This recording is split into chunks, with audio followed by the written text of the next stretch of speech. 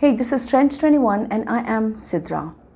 Today I am going to talk about a very serious issue that must be discussed because of the new arrivals, because of our new students who are intended to be the teachers. But my humblest request is that if you are just going to teach to enhance your financial status, and it looks a little bit odd because teaching is a profession where your passion matters. And later or sooner, you would be traced out that you are not a teacher.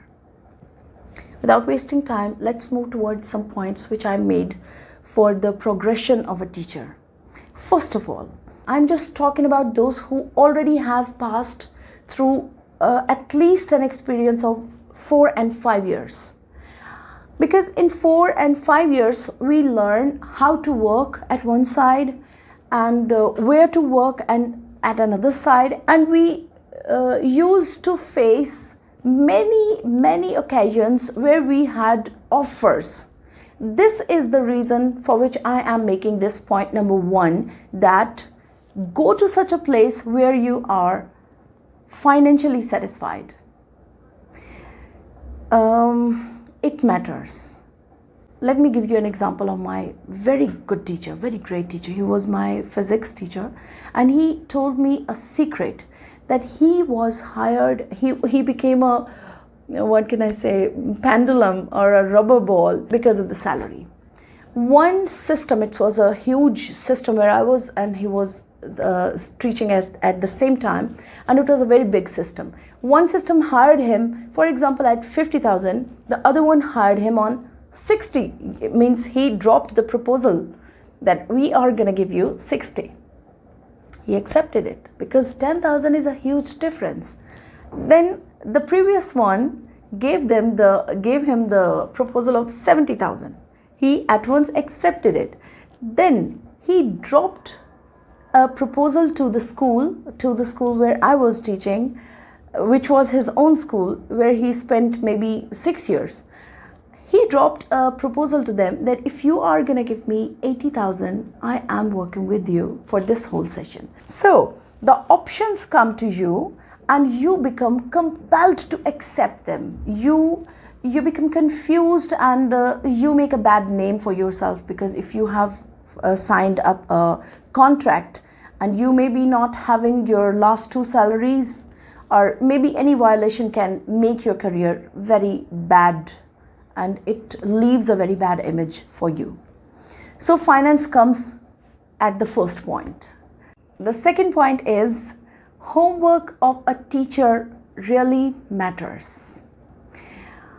I will just drop examples and you can understand what I mean. I was teaching at Montessori level when I was at the initial stages of my career. And I used to make a lecture. I used to prepare a whole paper for the kids of so little ages, and I dragged them towards an extreme level of interest that for the very first 40 minutes I just taught for the 40 minutes in the whole day. And my method was that when I entered after assembly time, when I entered inside the classroom, I used to say, hello everyone, now just drop your bags and just listen to me. I'm having something new for you. And I used to write one word on the board. I just tamed them in a way that they became thirsty of learning daily one new concept, a new thing, and in between I used to tell them what is the correct letter formation, what is the concept. For example, if I am empty full, I'm teaching them empty full concept or whatever.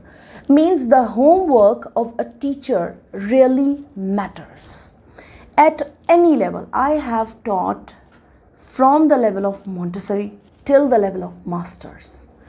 I know that every level needs my homework. So this is the point number 2, that homework of a teacher really matters. Now let's move towards point number 3. A teacher must be the favorite of his or her students. You must be a human about which the students are sure that he or she is probably the perfect one. I listened when I was teaching for the second time. It was probably the 3rd standard or the 2nd standard. The students were talking to each other and one said, my teacher can even fly.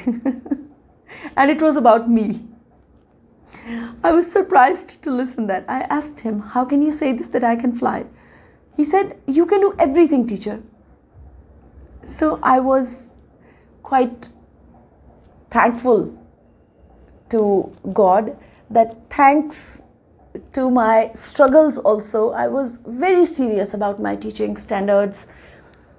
So this is point number 3, that you must be the favorite of your students. Let's move towards point number 4. Point number 4 is debatable, because in my opinion, I usually have got the jobs on my own conditions. Because when I joined a very good school, it was an international school, and it was my first day when I joined there. I saw the teacher who was already standing inside.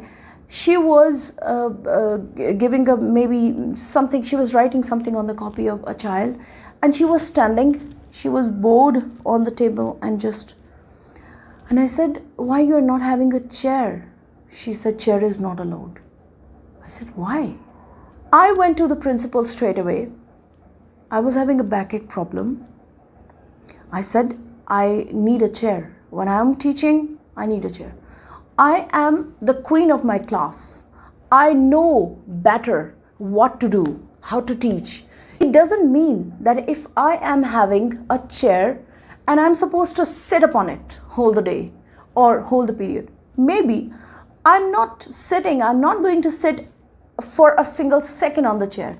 But if I am having any problem, I must be provided with a chair, with the water, with a flask of water, with all those things.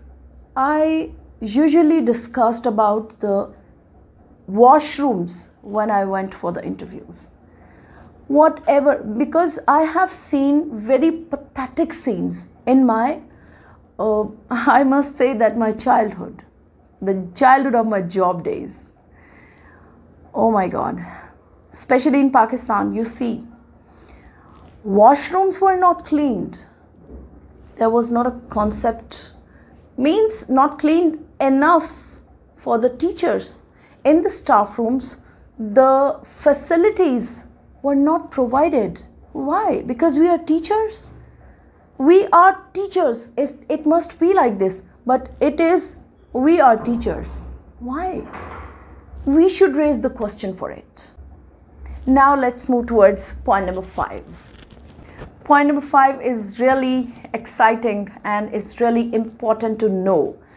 Because if we are not knowing our rights, we cannot fight. Printing, mechanical works, clerical works, decorating. These are not the duties of a subject teacher or even a general teacher. These are the duties of clerks and decorators, means the art teachers. The schools must be hiring the staffs for these works. Usually we see in Pakistan that we go for the job and they just take us as a donkey. I personally have done many works with my own accord, with my own consent. I was happy while doing it. For example, I took 0 periods of kids who are weak. I took their 0 period. You must have seen that in Tare Zameen Par as we were watching. It was a movie. No, some teachers are really existing in Pakistan who are seriously working for the kids. So point number 5 is that you must be asking this during your interview, that are you having a clerk, an art teacher for all these works, or I am supposed to do all these works also, because these are extra works. Before discussing point number 6, I must be admitting this, that many of you could be saying that I am talking about the interview again and again. It must be included in another part. I am talking about those elements which can make you unsatisfied during your job practices. That's why I am discuss all these things. Now, point number 6 is that you must not go inside the classroom and just start delivering a lecture. You must be raising some questions in the students' minds, so they come to know that there is something. Means you will have to create a suspense, a level of suspense that is increased enough inside the brains, and then rise their thirst and then drop it like a secret. It will enhance their confidence and it will give you a different designation. They will come to know that you are not a typical teacher, that you are really, really working for them. Point number 7 is that you must be having great respect for other teachers in your heart. Here again, I am going to drop an example that I was appointed as the head of teachers, and I used to prepare tea for them in the break times, and they were just honored while having those cups of teas, and they appreciated me many times that, how do you do that? Don't you feel it a little bit odd? No, I never felt it. I felt it honored that they trust me, that they give me this respect, that they listen to me. So give respects to the other teachers also. Point number 8 is related to the motherly and fatherly affections. Means a little touch to the students, a little smile, a little chat, a very jolly expression. This all can grow up a student. I personally have experienced. I used to hug my students. I used to talk to my students. I started observing them that they were starting discussing their secrets with me because they felt satisfied with me. This is the real triumph of a teacher. Point number 9 is very important, and it can make your life easiest if you are a teacher. We have seen many times some sort of impudent students. We become confused, we become depressed because of them. Element of punishment should never be in your dictionary. You must not take it serious. You must take it as a challenge, and you must be passing through it very, very carefully. The way to deal with those kids or those students, even if they are grown up, is to replace their non-seriousness. I'm not talking about to punish. Never, not at all. Don't punish any child. I never punished any child. You must be replacing their non-serious attitude. For example, if a child is not listening to you, repeatedly you are talking to him, he is not interested at all. Why don't you leave him at his own and discuss it with the authority, with a command that you have already tried a lot and the child is not intended to follow you. Even after the help of authorities, if the child is not in your control, just try to replace his intentions. He must be disturbed at some points. Try to diagnose those disturbances. Again, I'm just dropping the example of that as a Meeper. I have to wind up, so I am compelled to give the last point, but it's a long way to go. The last and very important point is that please focus upon the creativity instead of cramming. Don't tame your children, don't tame your students to be a crammer. For example, if you are supposed to tell them about a table, don't give them pages to cram and then to vomit out again. I just call it a vomiting. Like, you must be showing a table to them. Talk a lot about that table. Spend 2 to 3 days upon those discussions which you are having in your classroom. Ask them questions, raise questions in front of them, and then let them be writing about that table in their own words. I personally have passed through these circumstances numerous times. I mean, I must say that whole my schooling was based upon creativity instead of cramming. Our teachers used to come inside the classroom, and even if they are supposed to tell them about the concept of physics, biochemistry, they are not giving us the notes to cram. They are just telling us in their own language, and they spend 2 to 3 days upon these things, practically showing us whole the phenomena, and then they left it upon us what we write. And we were very dexterous in it. Even in 10th class, I remember that I was not having anything to cram about, to learn about, like I have seen many kids. And mostly in my classroom, most of the students were in the same habit. We used to write with our own pencils, pens, and using our own brains. We did not need any words given by anyone.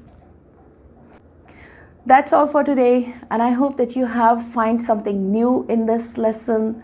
I wish I can learn something from you. If you are having any tips for me, just send me in comment box. Thank you so much.